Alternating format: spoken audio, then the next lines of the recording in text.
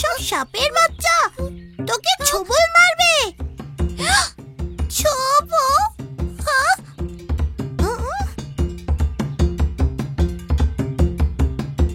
না টুকি পালা। সাপের বাচ্চা। মা, বাবা।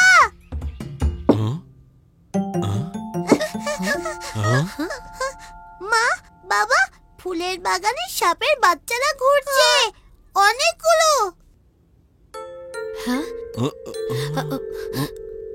পিকু, টুকি, তোমরা দুজন ঠিক আছো তো? ফুলের বাগানে সাপ? এটা কেমন করে হলো? পিকু, তুমি ঠিক ঠিক বলছো তো? হ্যাঁ বাবা, ওখানে অনেক সাপ ছিল, কম করেও 100টা তো হবেই হবে। মা পিয়ারি, আমাদের কিছু একটা করতেই হবে। আমাকে একটা থলি আর একটা লাঠি এনে দাও তো।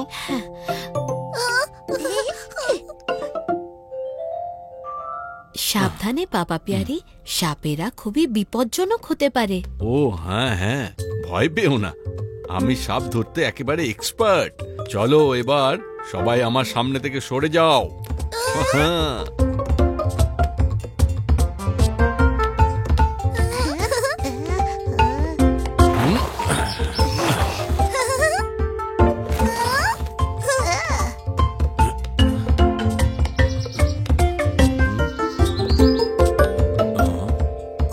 বাবা, ওরা এখানে কোথাও ছিল।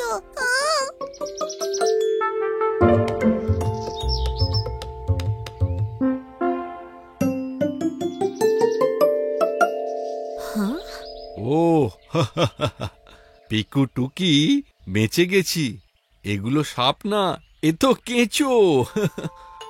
কেঁচো?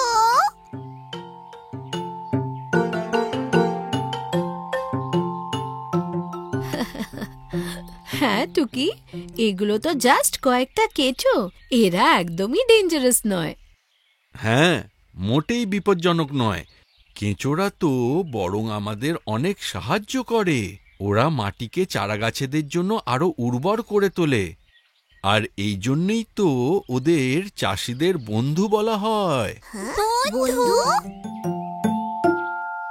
বাবা, আমরা কি কেঁচোগুলোকে আমাদের পেট বানাতে পারি?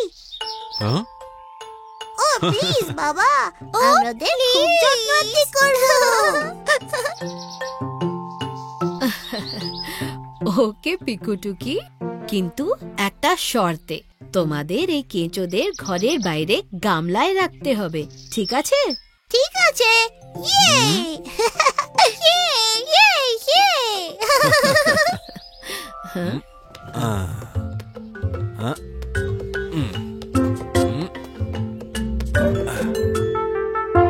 এই নাও, এদের এবার ফুল পাতা খাওয়াতে থাকো, তাহলে ওরাও খুশি থাকবে আর আমাদের চারা গাছেদেরও খুশি রাখবে।